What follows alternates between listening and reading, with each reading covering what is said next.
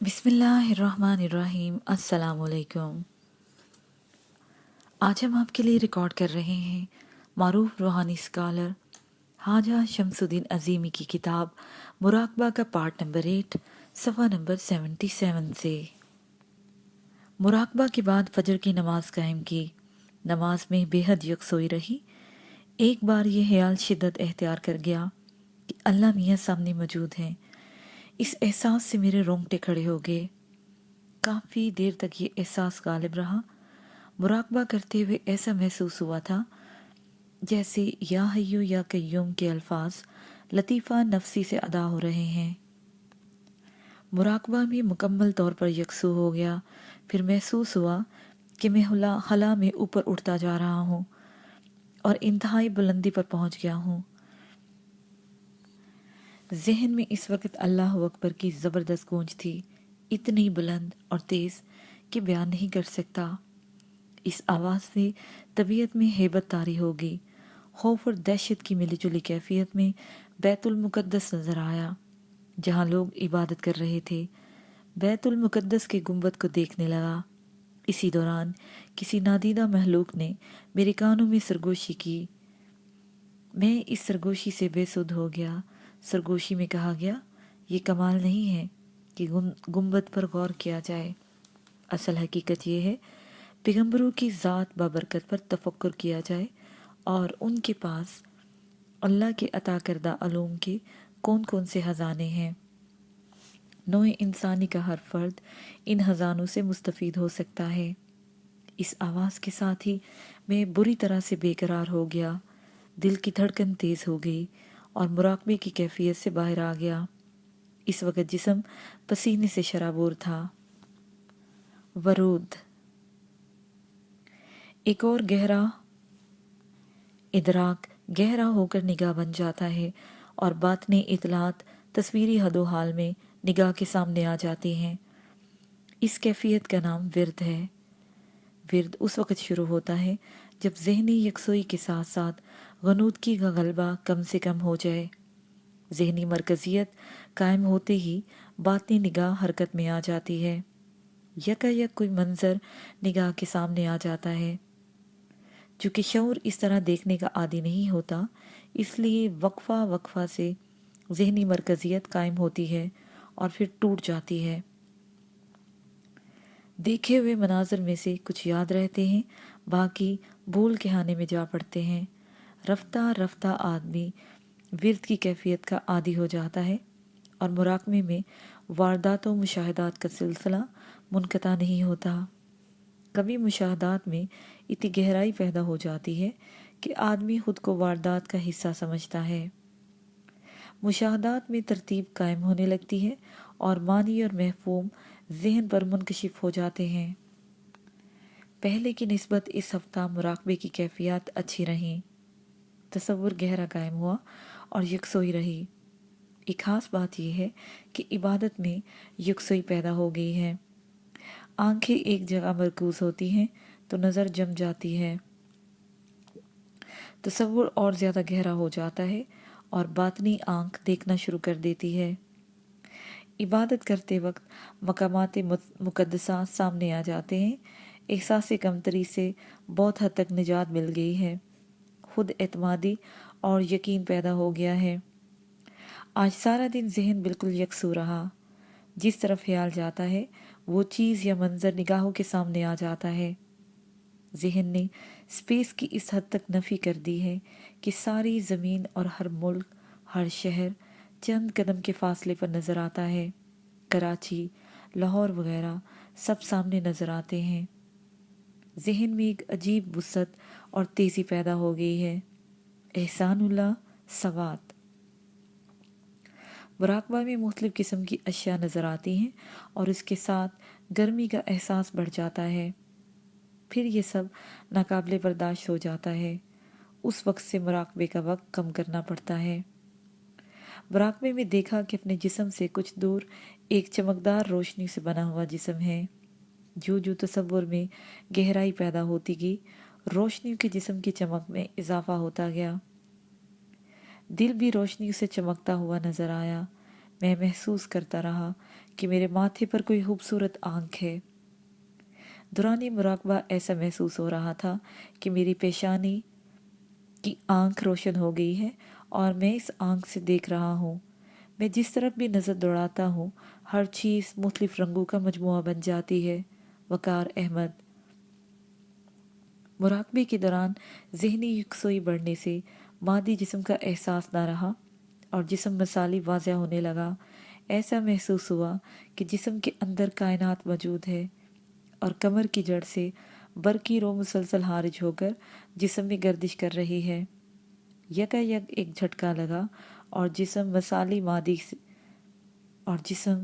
مثالی مادی جسم سے الگ ہو گیا۔ دیکھا کہ سامنے بہت بڑا خلا ہے اور جسم لطیف لہروں کے دوش پر ہوا میں اڑ رہا ہے۔ جسم مثالی سے ایک لہر شعاع کی طرح نکل رہی ہے جس کی روشنی سے خلا میں ہر چیز واضح نظر آتی ہے۔ محمد اسلم۔ الہام۔ بعض لوگوں کی باطنی سماعت باطنی نگاہ سے پہلے کام کرنے لگتی ہے۔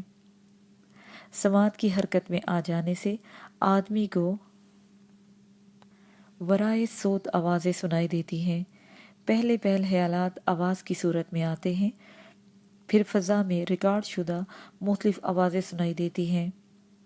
بالآخر آدمی کے شعور میں اتنی طاقت آ جاتی ہے کہ جدھر اس کی توجہ جاتی ہے اس سمت کے مخفی معاملات اور مستقبل کے حالات آواز کے ذریعے سماعت میں داخل ہو جاتے ہیں۔ جب بار بار یہ عمل ہوتا ہے تو آواز کے ساتھ ساتھ نگاہ بھی کام کرنے لگتی ہے اور تصویری حد و حال نگاہ کے سامنے آ جاتے ہیں۔ اس کیفیت کو کشف کہتے ہیں۔ ابتدائی مرحلے میں کشف ارادے کے ساتھ نہیں ہوتا، یک خیال کے ذریعے آواز کے وسیلے سے بالتصویری منظر کی معرفت کوئی بات ذہن میں آ جاتی ہے اور پھر اس کی تصدیق ہو جاتی ہے۔ مثال، آپ گھر میں بیٹھے ہوئے ہیں، اچانک ذہن میں کسی دوست کا خیال آنے لگتا ہے اور کچھ دیر کے بعد وہ دوست آ جاتا ہے۔ دوسری صورت یہ ہے کہ آواز کے ذریعے یہ اطلاع ذہن میں وارد ہوتی ہے۔ تیسری صورت یہ ہے کہ دوست کی آمد کا منظر نگاہوں کے سامنے آ جاتا ہے۔ کشفی صلاحیت جب ترقی کے مراحل طے کر کے شہوت بنتی ہے تو ارادے کے ساتھ عمل ہونے لگتا ہے اور آدمی کسی بات یا کسی واقعے کو ارادے کے ساتھ معلوم کر سکتا ہے۔ کشف کی کیفیت میں ایک ایسا مرحلہ آتا ہے کہ ظاہری اور باطنی حواس ایک ساتھ متحرک رہتے ہیں۔ طالب علم کے ذہن میں اتنی سکت پیدا ہو جاتی ہے کہ وہ بیک وقت مادی اور روحانی دنیا کو دیکھ سکتا ہے۔ اس کیفیت کے وارد ہونے کے لیے ضروری نہیں ہے کہ صاحب مراقبہ کسی جگہ بیٹھ کر آنکھیں بند کرے۔ البتہ یہ کیفیت اختیاری نہیں ہوتی، چلتے پھرتے اٹھتے بیٹھتے اچانک طاری ہو جاتی ہے اور ازہد ختم ہو جاتی ہے۔ یہ حالت دن میں کئی بار بھی وارد ہو سکتی ہے اور بسا اوقات ہفتوں میں ایک مرتبہ بھی طاری نہیں ہوتی۔ اس کیفیت کا نام الہام ہے۔ وحی کی حقیقت۔ سورہ آل عمران آیت نمبر 66۔ ترجمہ: یہ واقعات غیب کی خبروں میں سے ہیں۔ ہم وحی کرتے ہیں ان کی آپ کی طرف اور نہ تھے آپ ان کے پاس جب پھینک رہے تھے وہ مجاور اپنی کل میں۔ کون سرپرستی کرے گا ان میں سے مریم کی، اور نہ تھے آپ ان کے پاس جب وہ آپس میں جھگڑا کر رہے تھے۔ مذکورہ والا آیات کی روح سے وحی کی تعریف یہ ہوئی کہ وحی من جانب اللہ ہوتی ہے۔ وحی وہ نور ہے جس کے اندر غیب کی خبریں ہوتی ہیں۔ یہ خبریں گزشتہ واقعات کی بھی ہو سکتی ہیں اور آئندہ آنے والے واقعات کے حاکے بھی ہو سکتے ہیں۔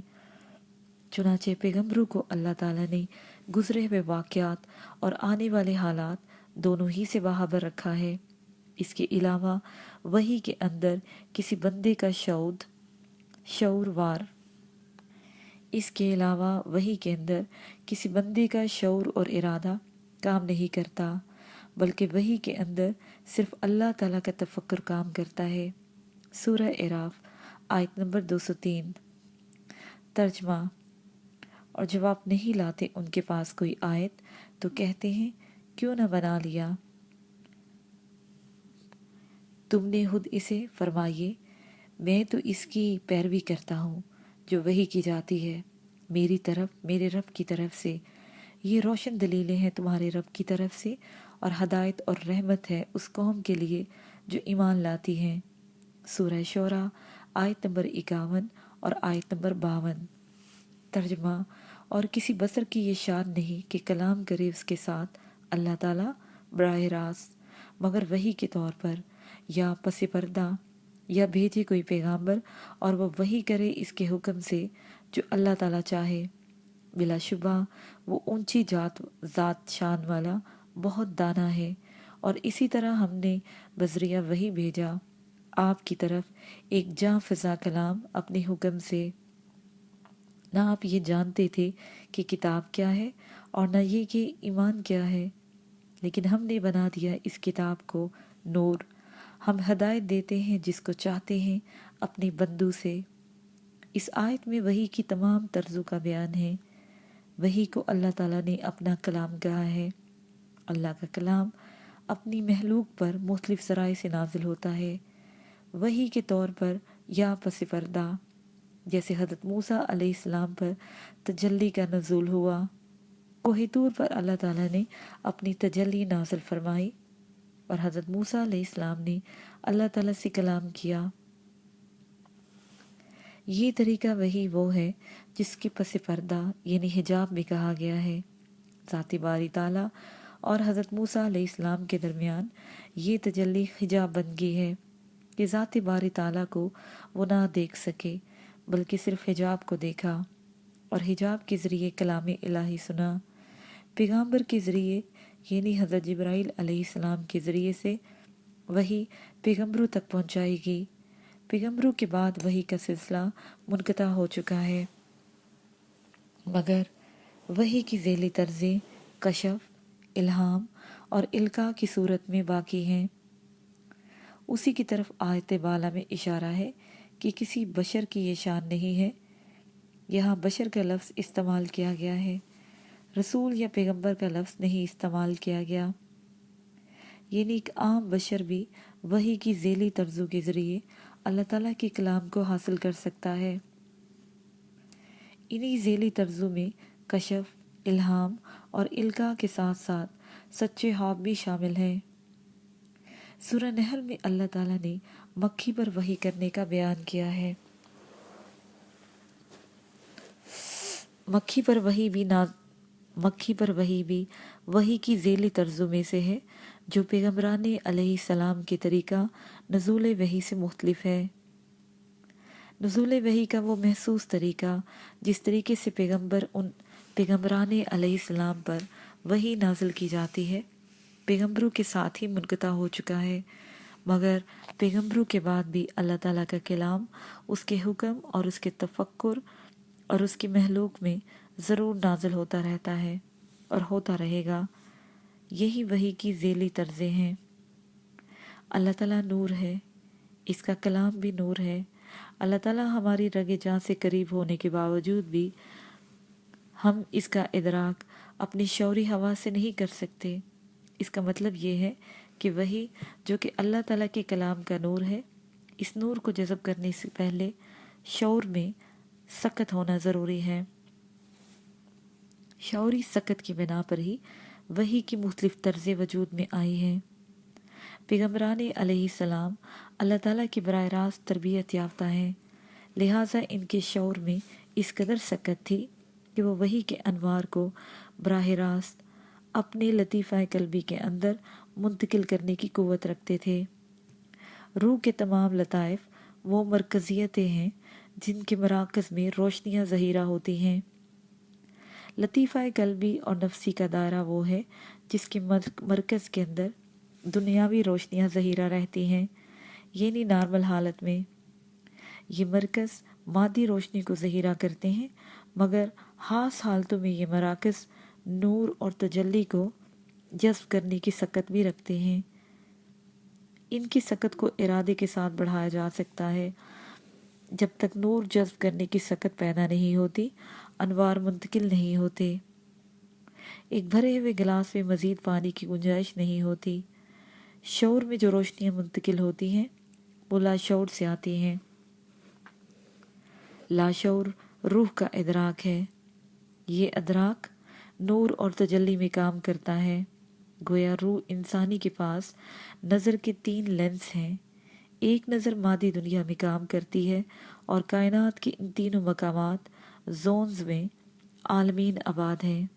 हर जोन में अस्माए इलाही के निज़ाम जारी और सारी हैं। अस्माए इलाही के तजलियों की मुय्यन मिक़दारें कायनात के तमाम निज़ाम को संभाले हुए हैं। हर जोन में तजलियों की मुख्तलिफ मिक़दारें काम कर रही हैं।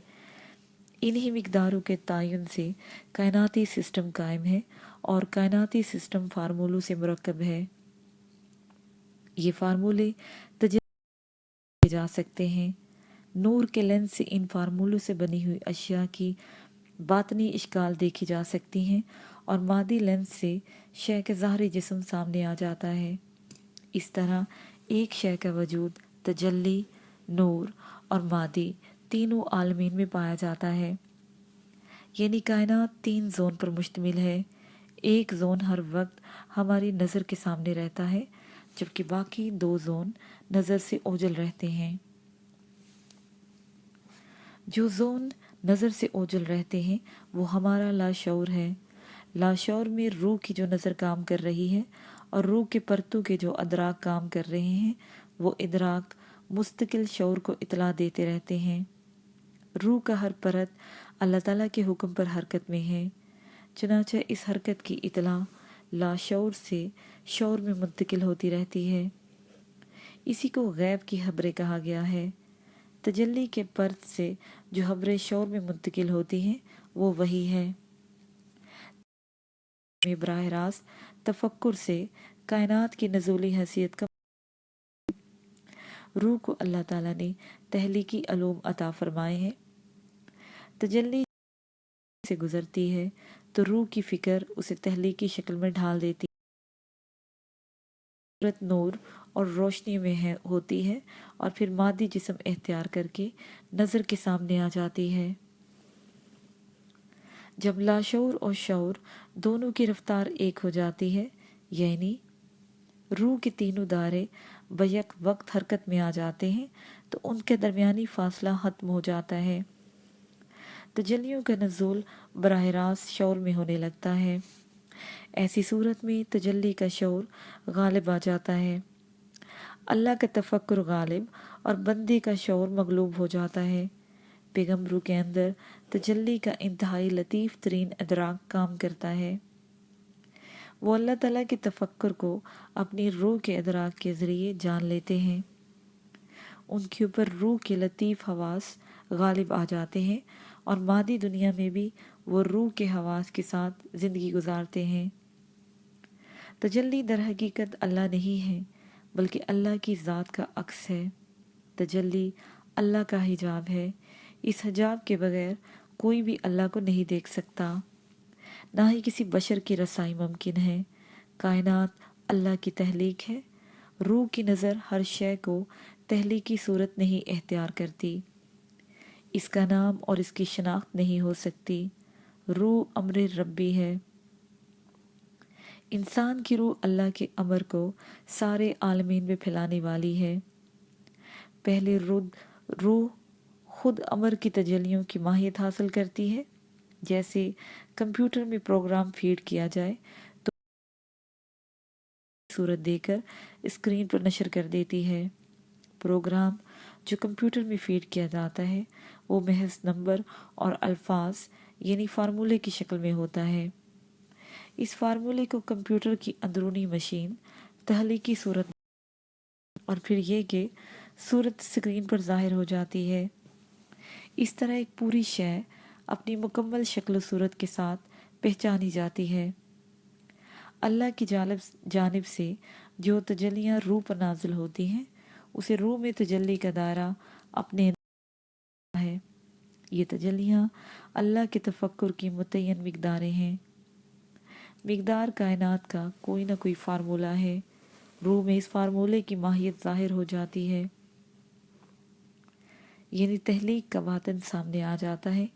اس میں اسماء الہی کی روشنیوں اور ان کی حرکات و نظام کی مکمل تفصیل ہے، اور پھر روشنیوں کے دائرے میں شے کا جسم تخلیق ہوتا ہے۔ یہ جسم اپنے اندر فیڈ کیے ہوئے پروگرام کے مطابق اپنی حرکات اور افعال سر انجام دیتا ہے۔ وحی کی حقیقت یہ ہے کہ شعور میں براہ راست وہ تجلیاں نزول کرتی ہیں جو تجلیاں اللہ کی جانب سے روح میں نازل ہوتی ہیں۔ روح ان تجلیوں کو اپنے اندر شعور میں منتقل کر دیتی ہے، اور شعور ان تجلیات کے اندر تفکر کے ذریعے معنی پہناتا ہے۔ وحی کے نزول کے وقت شعور کی رفتار لاشعور کے برابر ہو جاتی ہے، جس کی وجہ سے وحی کے کلام میں دنیاوی خیال کی روشنی شامل نہیں ہوتی۔ پیغمبران علیہ السلام کے بعد اگرچہ وحی کا سلسلہ منقطع ہو چکا ہے، مگر علوم نبوت کے انوار دنیا میں موجود ہیں۔ اللہ کا کلام آسمانی کتابیں ہمارے درمیان موجود ہیں۔ جب بھی کوئی بندہ پیغمبروں کی سنت پر چل کر ان کی عمل کرتا ہے، ان علوم کے انوار اس کی روح میں ظہیرہ ہو جاتے ہیں، پر وحی نازل کر کے ان کے شعور کو اس حد تک بیدار کر دیا ہے کہ وہ اپنی روح کی حرکات کو پہچان گئے اور اپنی ذات کے ذریعے سے اللہ کی ذات و صفات کا عرفان حاصل کر لیا۔ پیغمبروں جو کوئی بھی عمل کرتا ہے اس کے اندر پیغمبروں کا تفکر پیدا ہو جاتا ہے، اور پیغمبروں کے وسیلے سے انہیں اللہ کے علوم حاصل ہو جاتے ہیں اور وہ کائناتی سسٹم کی حقیقت سے واقف ہو جاتے ہیں۔ کشف مراقبہ کی نشست میں آنکھیں بند کی تو روشنی کے جھماکے ہونے لگے اور مختلف چیزیں نظر آنے لگی۔ میں نے کئی قریبی رشتہ داروں کی آوازیں سنی۔ آوازیں اتنی واضح تھیں کہ ایک دفعہ بات کا جواب زبان سے ادا ہو گیا۔ مراقبے کے آخر میں خود کو اپنے اندر سے نکلتے اور چھت کی طرف اٹھتے ہوئے دیکھا۔ گھبرا کر آنکھیں کھول دیں اور چھت کی طرف دیکھنے لگا۔ میں نے کھیولے کو چند سیکنڈ کے لیے چھت کی طرف بڑھتے ہوئے دیکھا۔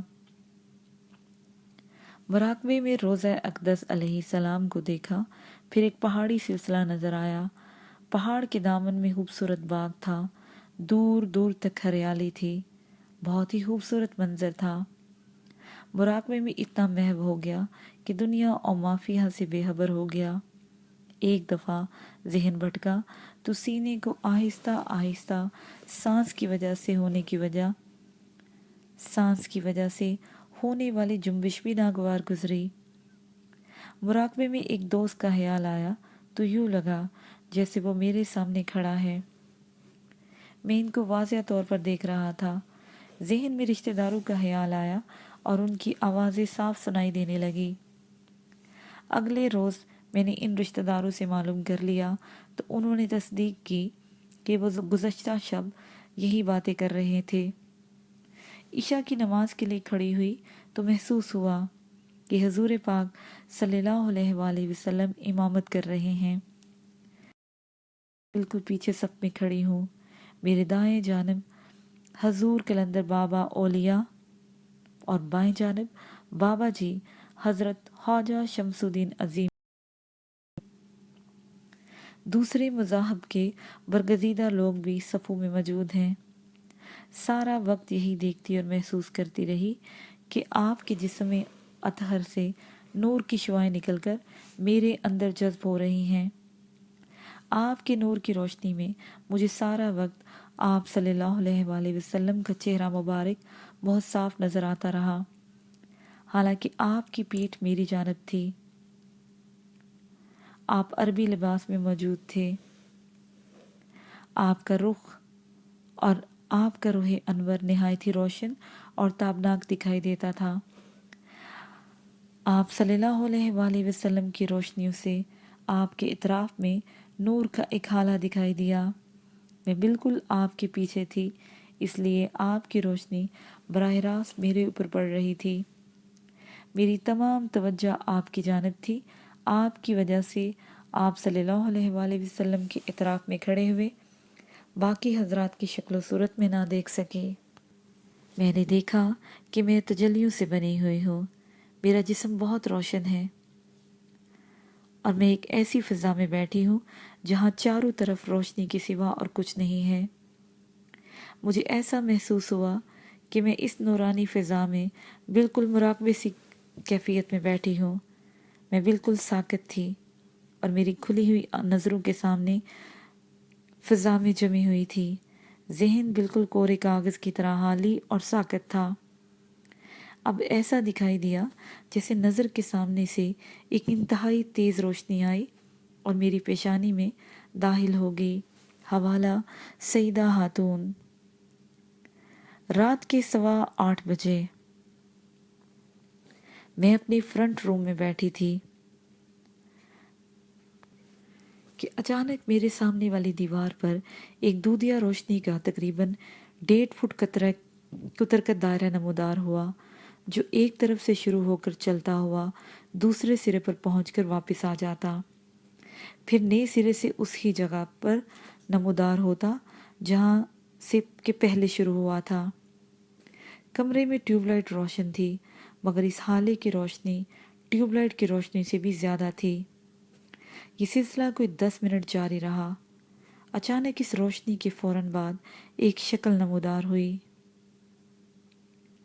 یہ شکل سابقہ لائٹ سے زیادہ روشن تھی۔ یہ شکل تقریباً 5 یا 6 منٹ تک سامنے رہی۔ میں ٹکٹکی باندھے بالکل ساکت اور مبہوت سی ہو کر اس نورانی شکل کو دیکھتی رہی۔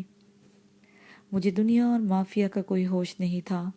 جب یہ نورانی شکل نظروں سے اوجھل ہو گئی تو میرے دماغ کو ایک جھٹکا سا لگا اور دماغ میں آیا کہ یہ تو حضور قلندر بابا اولیاء تھے۔ نورانی صورت کا پوز بالکل وہی تھا جو کہ حضور سرکار قلندر بابا اولیاء کا ہے۔ فوراً ہی میری آنکھوں سے آنسو جاری ہو گئے اور میری طبیعت کچھ اس طرح کی ہو گئی کہ میں وہ کیفیت بیان نہیں کر سکتی۔ دل کی دھڑکن اس قدر تیز ہوگی کہ بس یوں لگتا تھا کہ اب باہر نکل آئے گی۔ ریحانہ۔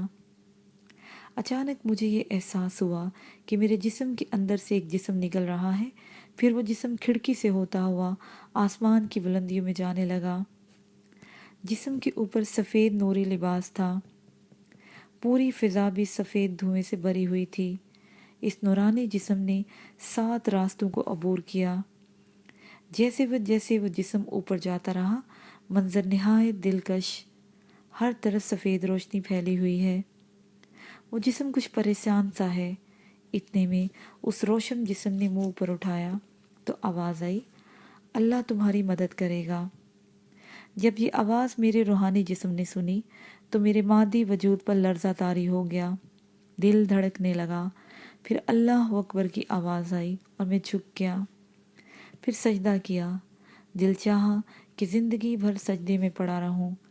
میں نے دیکھا کہ بہت سے فرشتے ہاتھ باندھے بڑے ادب سے 2 قطاروں میں کھڑے ہیں، جن کا منہ ایک دوسرے کی طرف ہے۔ ان کے درمیان 5 یا 6 فٹ کا فاصلہ ہے۔ میرا روحانی جسم اس درمیانی جگہ آ گیا۔ سامنے جیسے ہی نگاہ اٹھی، میرے اوپر کپکپی طاری ہو گئی۔ مراقبہ میں آنکھیں بند کر کے بیٹھا ہوں تو چند لمحے بعد محسوس ہوا کہ میں اپنے گوشت پوش کے جسم سے باہر آ گیا ہوں اور سیدنا حضور صلی اللہ علیہ وآلہ وسلم کے روضہ اطہر پر حاضر ہوں۔ جیسے ہی کیفیت ہوئی تو دل ہی دل میں درود شریف پڑھنا شروع کر دیا۔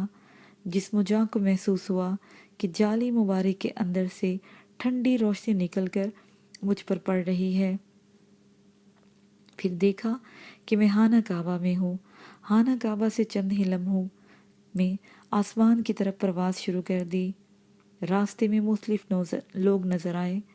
بعض لوگوں کو میں جانتا ہوں۔ رفتہ رفتہ ایسی جگہ پہنچ جاتا ہوں جہاں سے آگے جانے کی سمت راستہ نہیں ہے۔ یہاں فرشتوں کی قطاریں نظر آتی ہیں۔ اس کیفیت کو زیادہ دیر برداشت نہیں کر سکا۔ پھر دیکھا کہ میں اپنے کمرے میں ہوں۔ محسوس ہوا میرا وجود سارے کمرے پر محیط ہے اور مراقبہ ختم کر دیتا ہوں۔ مغرب سے جنوب کی طرف روشنیوں کا یہ وجود سفر کر رہا ہے۔ میں گھر کے سامنے آ کر رک جاتا ہوں تو ایسا لگتا ہے جیسے یہ میں خود ہی ہوں۔ زیادہ توجہ سے دیکھتا ہوں تو پیدائش کے وقت سے لے کر آج تک کے خیالات ویڈیو فلم کی طرح نظر آتے ہیں، جن میں تلخ یادیں، خوشی، اچھائیاں، برائیاں سب موجود ہے۔ زیادہ توجہ کرتا ہوں تو مستقبل کی باتیں بھی نظر آتی ہیں۔ کچھ باتیں صاف سمجھ لیتا ہوں، کچھ زیادہ واضح نہیں ہوتی۔ اس مثالی وجود کو دیکھتا ہوں کہ نور کے تاروں سے آسمان کے اوپر کسی چیز کے ساتھ بندھا ہوا ہوں، لیکن اس چیز کو زیادہ دیر تک دیکھ نہیں سکتا، پھر مراقبہ ختم کر دیتا ہوں۔ علی اصغر۔ اس کے ساتھ ہی یہ پارٹ اپنے اختتام کو پہنچا۔